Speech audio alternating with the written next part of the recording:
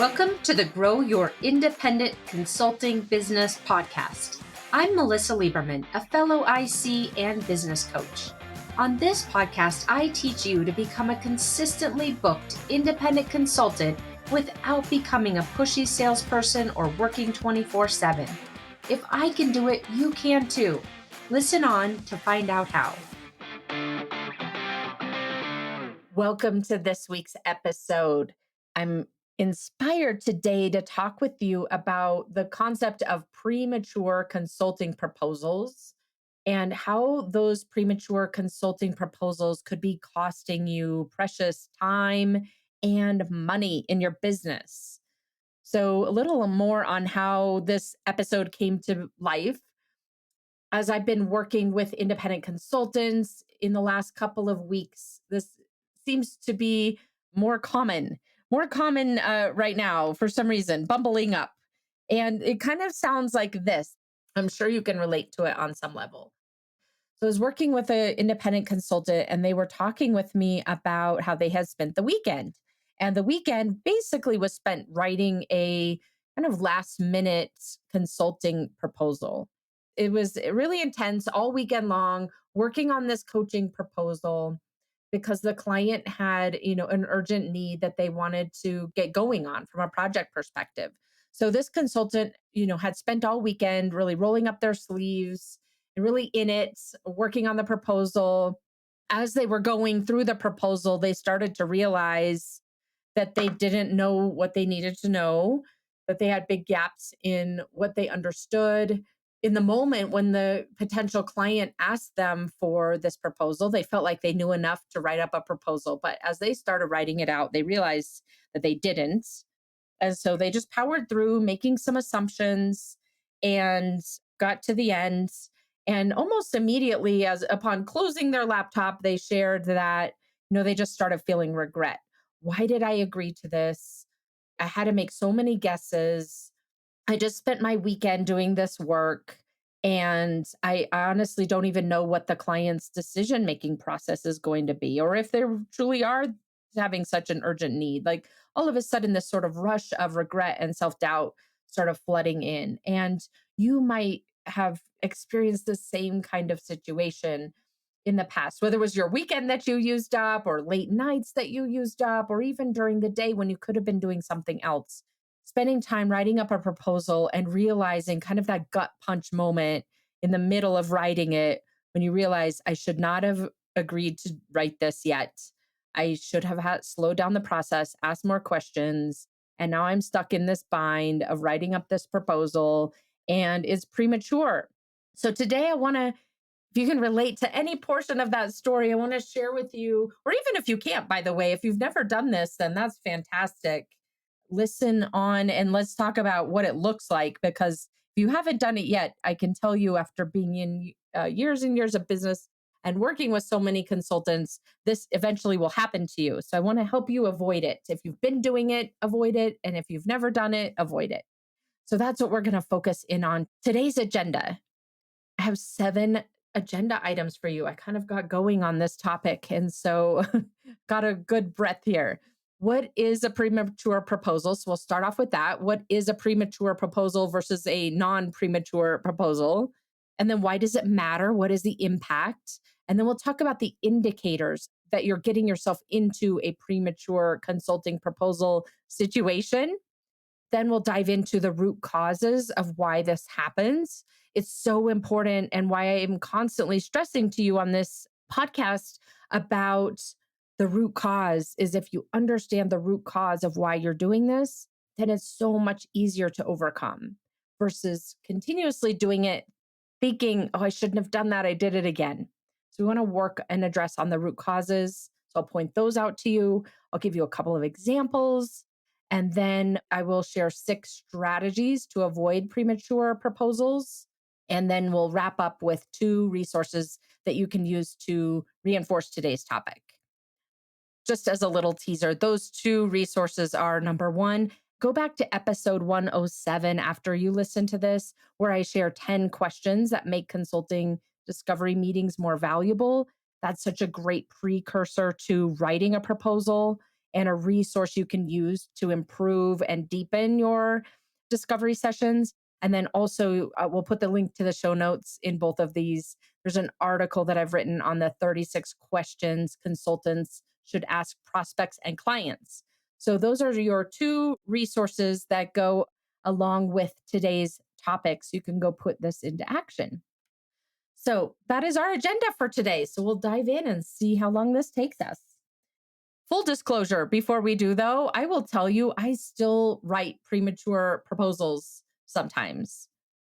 So, all of us end up in this situation.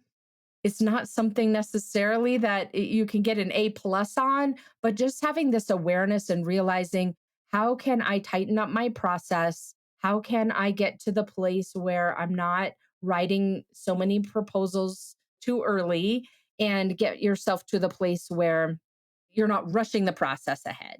So I sometimes do this. Mostly for me, the reason is because I'm a little bit on autopilot and I'm used to writing proposals for most of the calls that I have. And sometimes I skip the step of really better qualifying the person that I'm talking to know if that is time well spent for me and my business, and if it's truly a benefit to them to receive the proposal. So, yes, I have to always be really transparent here. And so I want to make that disclosure. But using the strategies that I'll give you today, and quite frankly, some of them I'm going to do again for my own business just to reinforce these. So it can be a process that's really important to do every now and then so that you are consistently focused in on this topic and making sure that you're using your time in the most effective way, and that you aren't leaving money on the table as you are, approaching your business development cycle. Okay, so with that, let's talk about just start in the beginning here. What is a premature proposal? So, obviously, this is an art, not a science. There is no sort of specific black and white definition of premature or appropriate. But let's talk about just generally speaking. Generally speaking, a premature consulting proposal is one where you're writing the proposal from the intention of it selling the work. So the proposal having a job in your sales process to advance your sales process and get the client to make a decision, versus the proposal being more of a formality and a final confirmation and an ultimate final decision making tool, not a let me help you with a decision. So that is what a premature proposal is when you're thinking that the proposal is going to do some heavy lifting for you, that your proposal is somehow going to convince them that you're the right consultant to hire, that your proposal is going to tip it over the edge, that they are going to want to move forward with a contract. That is what I'll call a premature proposal. And so let's talk about the impact when you are in this spot where you're prematurely creating proposals. Really, the impact ranges from anywhere on the side of, you know what, it took you more time in your sales cycle than it needed to because you prematurely gave them a proposal, and then you've got to do quite a few cycles to help them get to an answer. You might have to redo the proposal, redo the pricing, redo the scoping. And so a lot of times, even though we think providing a proposal will help move the conversation forward, a lot of times what ends up happening is it ends up making the process take longer because you are introducing some risks into the process. You're introducing some topics that you and the client aren't quite ready to discuss. So that's on one end of the spectrum. Almost on the best case scenario, when you're providing a premature proposal, it can end up making your sales process take longer. Another impact is that oftentimes when you provide a premature proposal, a lot of times you end up leaving money on the table. You might overlook some potential scope. You might overlook the ability to, for example, include a retainer from the outset of the work. You're kind of rushing to some kind of a project agreement and overlook the ability to also include a retainer, for example. Or you might overlook the number of stakeholders that need to be engaged in the process because you're mainly working with one person and haven't really opened it up and extended it to the larger team. And so you end up underestimating and underpricing and undervaluing the proposal when you're rushing to create it. And oftentimes, the premature proposal will lead to you losing the deal. I'll give you a very specific example of how this happened when I share an example with you here in a minute. So, those are some of the impacts that you have in your business when you're giving a premature proposal. So, now let's talk about the indicators that you're giving a premature proposal so you could know when specifically this is happening beyond the definition that I just gave you a second ago. So the indicators, I like to look at them kind of in two buckets. The first is the client indicators, and then the indicators you're giving yourself that you might be ignoring or overlooking. So we think about the indicators on the client side. The biggest indicator is that you have a lack of clarity on what the client needs, a lack of clarity. So you might know what they need. Oftentimes that comes pretty naturally to us as consultants. We know what they need. We know what the solution would look like. We might even know what it would look like to roll it out because we've done it so many times. But oftentimes, what we overlook as consultants when we're selling our work and kind of rushing to a proposal is we're overlooking or missing the beyond the what they need. So, beyond the what they need and what the solution looks like, really understanding why they want this, what the value drivers are, why they need it now versus in 3 months or 6 months. What is the impact of not doing the work? What are the clear success metrics of this engagement that you're talking about? Why would they work with you versus doing this internally? Asking and really understanding, to understand their perspective on what's driving them so that you can uncover things that they may not have shared with you that are important to the scope so that you can help them to see, what you asked me for X, Y, and Z, but we need also A, B, and C in addition to X, Y, and Z, because I know from my experience that this is what's going to happen based on what you're asking for. And we want to avoid that. And so we also need to include A, B, and C, whatever it is. So, really spending that time to get clarity on not only what they need or what they think they need, but also why they need it and what will happen if they don't get it. And those ultimate business drivers, business impacts, and value points. So, the indicator that you don't have all the details you need to write a proposal, and therefore your proposal would be premature, really understanding what the client is needing beyond what they're wanting. The other indicator is that you might not be clear on their decision making process. It's so common for a consulting buyer to say, you know what, send me a proposal. You finish a meeting, it could be even an introductory meeting, and they say, send me a proposal. They're saying that because they don't probably know what else to say. What is the next step here? And if you're not offering it, they're just sort of filling in what they assume is the next step. It's your job to get clear on what the decision making process is and help them understand what the process would look like in order for you to be clear enough to write a proposal, in order for you to have all of the kind of the 360-degree view that you need. And part of that is understanding what their internal decision making process would be. Another very easy indicator for you to be able to notice is when the client is in a hurry. If the client is in a hurry, that's a great indicator to say, you know what? This is going to lead to me providing a premature proposal unless I really slow this down a little bit and make sure that I'm checking off all my boxes so that I can walk them through a thorough process and lead to a proposal that ends up getting signed. So when the client is in a hurry, that is a great indicator that you could be moving into dangerous territory. The next one is the client isn't ready. The indicator here is the client isn't exactly ready. So, for example, maybe they're missing some stakeholders. They're telling you that, HR is interested in this and involved, but you've never met the person, the stakeholder in HR, the CHRO or whatever it might be. Or you have met the stakeholders, but you've noticed that they're not aligned. And so really diving into why aren't they aligned and what would need to happen in order for them to get aligned is really important. If you're providing a proposal and the client side isn't ready, using your proposal as a tool to get aligned, for example, or to start engaging stakeholders that you may never meet because they're just using your PDF in order to try to get everyone online and on board and to move forward with a project is really dangerous. Another indicator may be that you've got a limited relationship.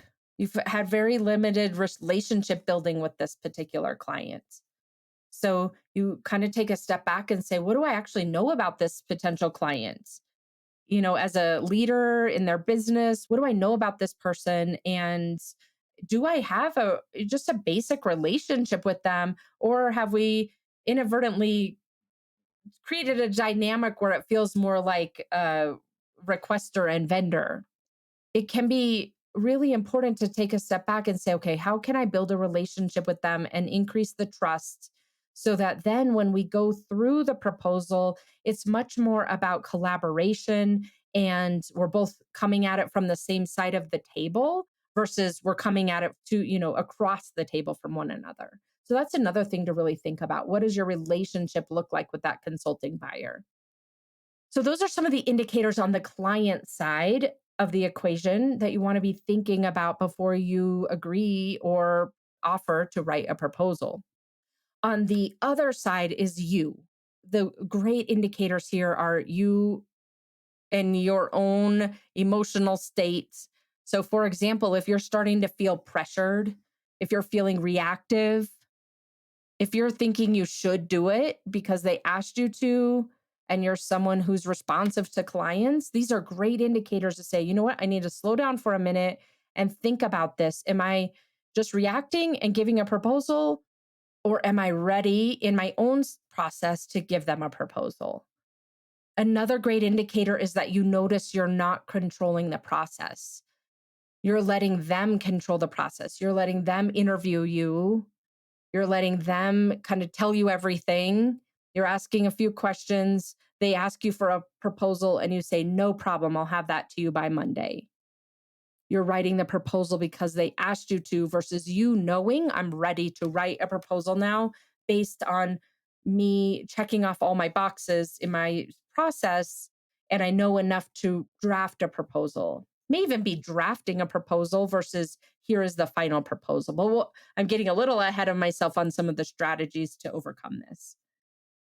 Another great one is this is kind of subtle, but I notice this a lot is almost proving. If you notice you're in a process, kind of in a mental state where you feel like you might be proving to the client that you know what you're doing, or proving to yourself that you know what you're doing, and that's why you're creating a proposal, that's another great indicator that you need to slow down for a minute and likely you're writing a premature proposal. So those are some of the indicators, very detailed indicators of how to flag this for yourself so that you know that you're doing it and can then pivot as appropriate. So let's talk about why you're doing this, and then we'll dive into a couple of examples that I have to share with you, and then wrap up with the 6 strategies to avoid doing this. So why are you doing this? I find that it comes down to 5 common reasons of why you might be offering premature proposals. The first of those 5 is that you don't yet have the skills from a sales perspective to navigate a consulting client from where you initiate a conversation with them all the way through to a contract. You may have signed a lot of contracts with clients in the past, but it doesn't necessarily mean you have yet built up the skills to run the process, to be the leader in the process. And so, oftentimes, when this happens, you're not quite sure how to navigate the sales process. So, you may defer to them, or you may at least be amenable to whatever it is that they're asking you to do, and you end up using the proposal to sell for you and do a lot of the heavy lifting when that's not its job. Its job is as a confirmation tool, as a final decision making tool versus here, go take this. I prefer not to, feel any more awkward in the sales process than I already do. Take the proposal. I hope you agree to it and let's move on. So you may be missing some skills about how to navigate the sales process. And the other skill that you maybe not yet have built up is that you're used to reacting to someone that you see either explicitly or subconsciously as someone who's above you, right?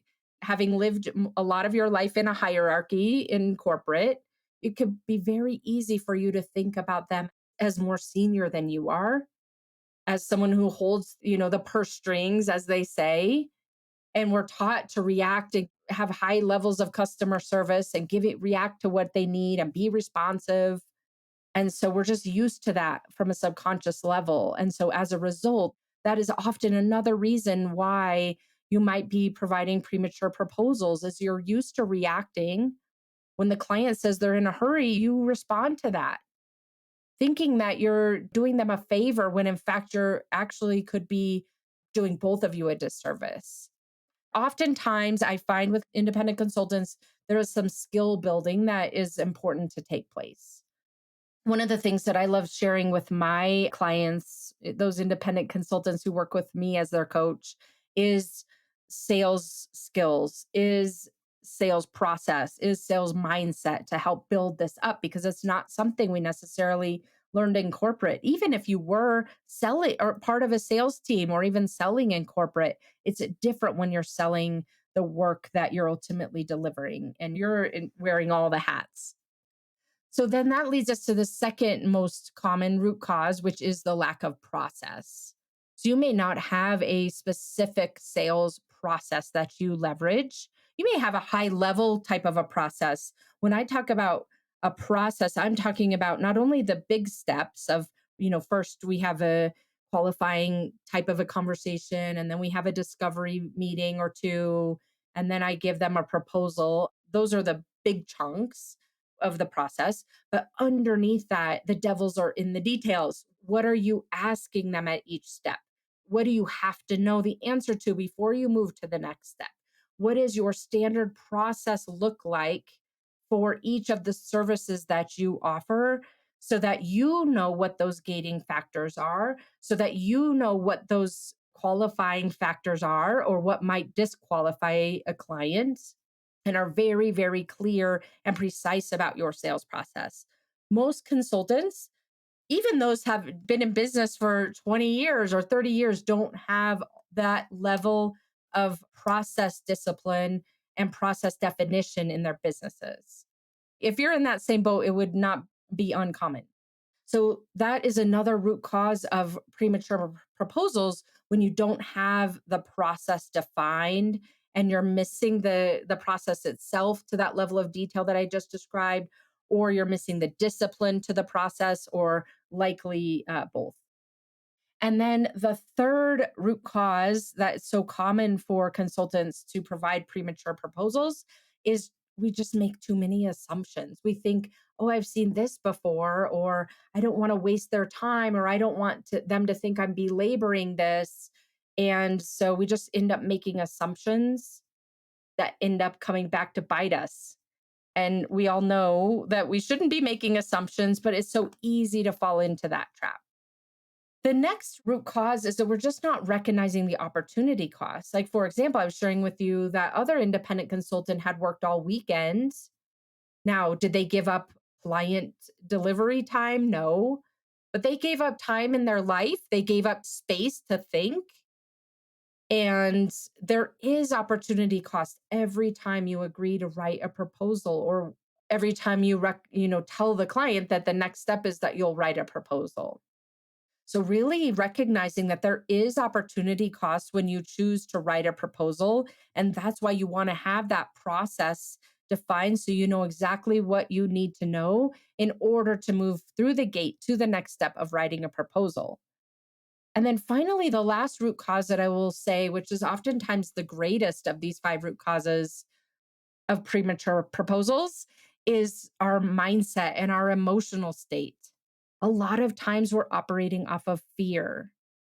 We're afraid of the sales process. We're afraid of going through all of this and them, the client saying no.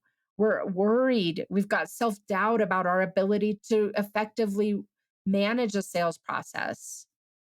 And so, as a result, when you're operating off of fear and doubt and worry, of course, you would want to agree to create a proposal as soon as possible just to get out of that, to get out of it. As humans, we don't like uncertainty. And so, this process of selling is so scattered with uncertainty, right? And so, we want to get out of the uncertainty. Just tell them we'll write a proposal and hope for the best. And that's not going to give you the close rates that you're capable of achieving. Now, on the flip side, sometimes you might be overconfident. The root cause of a premature proposal might be not necessarily fear or awkwardness or self doubt or worry. It might be the opposite, which is just feeling a little bit overconfident. I've done this a million times. I'll write up a proposal. I'm sure they'll accept it. And getting sloppy with your process as a result of that. Or you might be rusty, you haven't sold in a while, you've got really good processes and you've been thorough in the past, but you're feeling a little bit rusty because you haven't done it in the past. And so you're overconfident and end up doing this inadvertently, even though you've learned the lesson a million times. Kind of like me. That this is the bucket that I fall into sometimes, that it just feels more comfortable now selling. And so sometimes I don't take a minute to stop and think about what the process is and what the gating factors are, and I go through the motions. And so I want to make sure that you're avoiding that. So those are the most common root causes of why you might be providing premature proposals. So if you're able to recognize those, that's another way for you to help you to figure out when you need to slow down. Okay, so let's dive into the couple of examples, which I'm sure you can will be able to resonate with, and then we'll wrap up today's episode with those 6 strategies. Okay, so the 2 examples, and these are real life examples, but from multiple people, these things happen more frequently than not. So just want to really bring what we're talking about to life here today. The first is the example of the emergency. And I touched on this briefly a minute ago, but the emergency happens, right? A client reaches out, they need to get started yesterday, they need your help. They just need to go through the motions to get all the paperwork signed and they'll be ready to go. And so you're thinking to yourself, that's great news. They're ready to go. I just need to get a proposal together for them. I'll do a limited discovery, or if any, maybe you just heard what they told you and you think you have everything. And so you go off and you write a proposal based on your best knowledge, based on that conversation, based on your assumptions. You get it over to the client in a very short turnaround. And then it goes silent, or then it slows down. Sometimes the client may even ghost you at this point, which is incredibly heartbreaking. Or the client might come back to you and say, you know what, this is not what I was expecting. This is off the mark. And they end up going with another solution when you were thinking this was in the bag. This was in the bag. All I need to do is give them a proposal and we'll be ready to start. I can't tell you how many times this happens. And so it's so important in this example, the emergency example, to slow down and make sure that you do know all of the details, that you do slow the client down and say, look, I appreciate what the urgency, and I am definitely a consultant who is responsive. At the same time, I find that it's so important to spend a little bit of time here up front, getting more clear on what exactly it is that you need, why you need it, what your business drivers are, what the success metrics are, so that we can make sure that we're building out a proposal that is exactly what it is that you need, so that I can help identify gaps or blind spots, so that I can ask you questions and get on the same page and make sure that when we do initiate the project, even if it's a week later than what you're hoping for, that we can really hit the ground running. I find that when we go through this process, it ends up saving time in the long run because we are very clear and precise about what it is that we would be doing together, something like that. So just be really careful of this emergency scenario because oftentimes it ends up blowing up. The other example of a premature proposal that happens so often is the scenario where the client tells you they want something, and somewhere along the way in the conversations you're having with them, even if you're having multiple conversations with them, it's not kind of a rush job. You're having multiple conversations and they've told you that they want something. And somewhere along the way, the priority shifts or what they really care about shifts, or they get more clarity about what they really wanted, even though they told you something else, and you end up missing the mark. So I'll give you a specific story around this. I had a client who was working with a consulting buyer, and that consulting buyer asked for, we'll just call it XYZ. They asked for this certain priority. And then they said, you know what? Also, I would love ABC, just kind of a nice to have. And so the consultant didn't ask a lot of questions about ABC. They were mostly focused on XYZ and the priority. And were thinking to themselves, you know what? ABC will just kind of come naturally from the focus area, which is XYZ. And so that's where they had put their emphasis because that's what the client initially had told them, that XYZ was a really important. And so they centered the proposal around it, they centered their discovery around it. They spent a lot of even some elapsed time really focusing on XYZ. And then they submitted their proposal, and the consulting buyer was not happy. The consulting buyer said, you know what? You missed the mark here. This is not what I was expecting. I thought that we would have more of ABC, and we've missed the mark here. And my client, the consultant, ended up losing that deal. And it's because they believed the client that XYZ was the most important priority and kind of treated ABC as the sidecar and provided the proposal prematurely without really validating that, thinking that they knew what they were doing and that they didn't really need to go down the path of full discovery or full focus on ABC. And that's why they ended up losing the proposal, losing the deal, losing the engagement, because they gave that proposal over to their consulting buyer prematurely before they had really validated the assumptions, before they had confirmed all along the way that they were on the right track, before they even floated a trial balloon to say, you know what, this is what I'm thinking. How does this look to you? Instead, they said, well, here's the proposal. Let's figure out if we want to get started.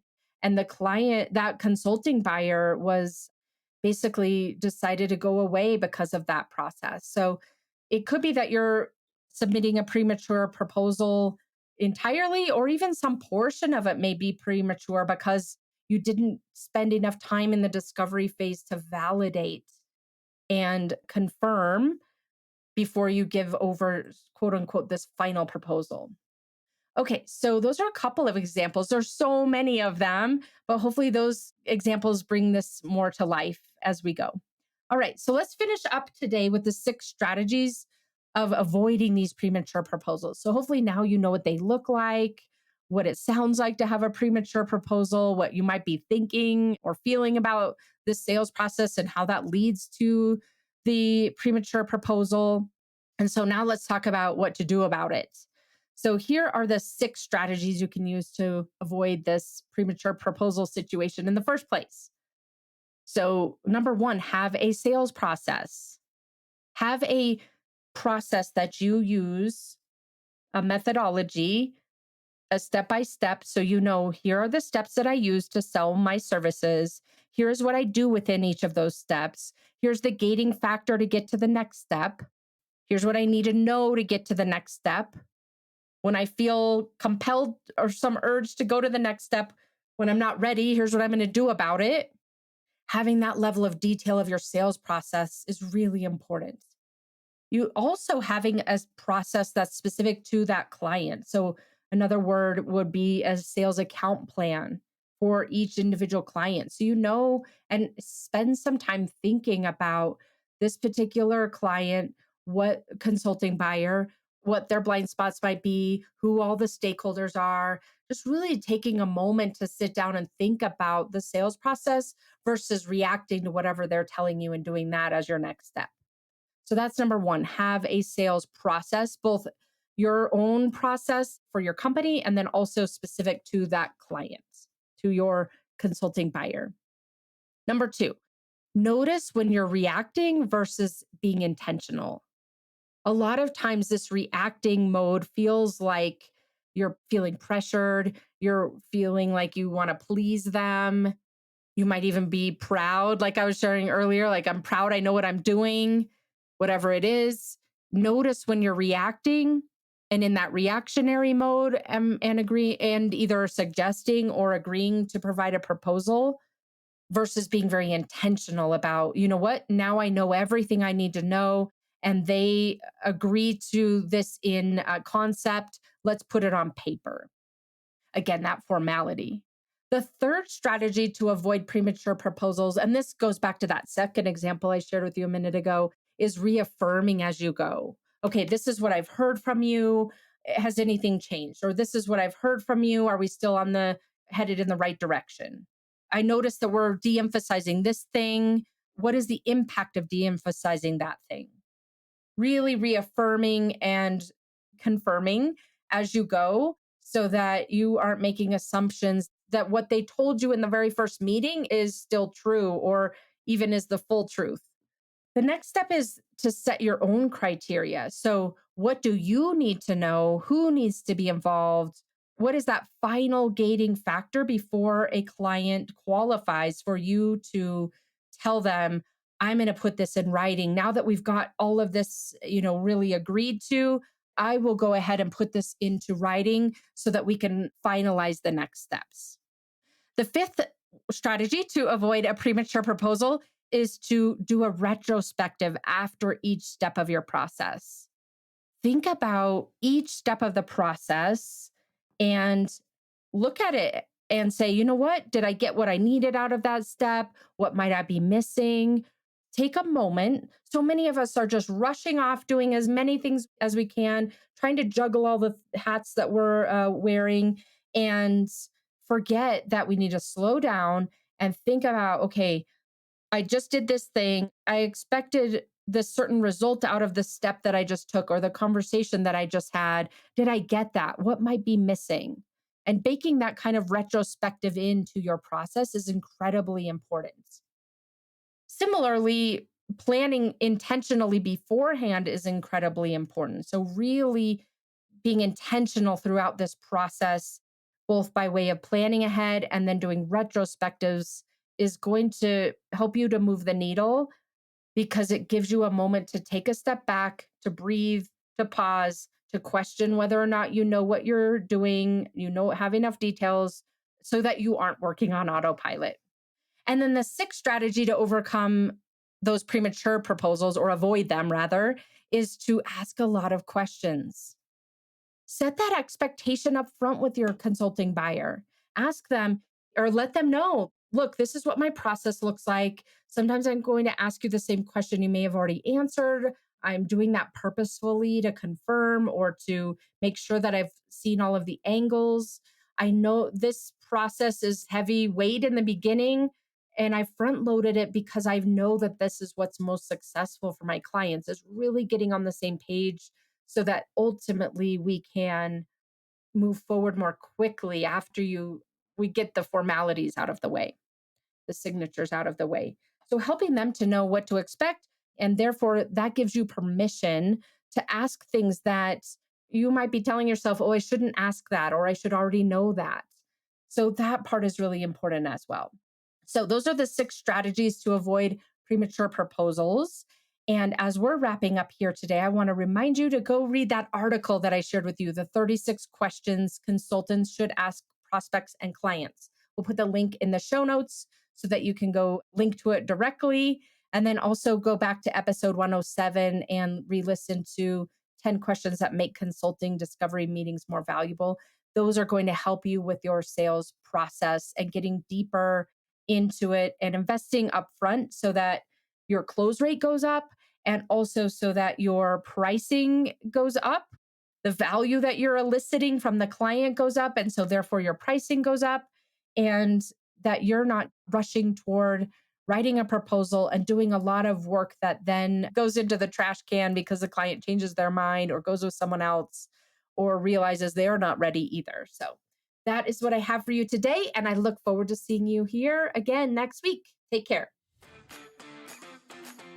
Thanks for joining me this week on the Grow Your Independent Consulting Business podcast. If you liked today's episode, I have 3 quick next steps for you. First, click subscribe on Apple Podcasts or wherever you listen to make sure you don't miss future episodes. Next, leave me a review in your podcast app so other independent consultants can find and benefit too. And finally, to put the ideas from today's episode into action, head over to melissalieberman.com for the show notes and more resources to help you grow your consulting practice from your first few projects into a full-fledged business. See you next week.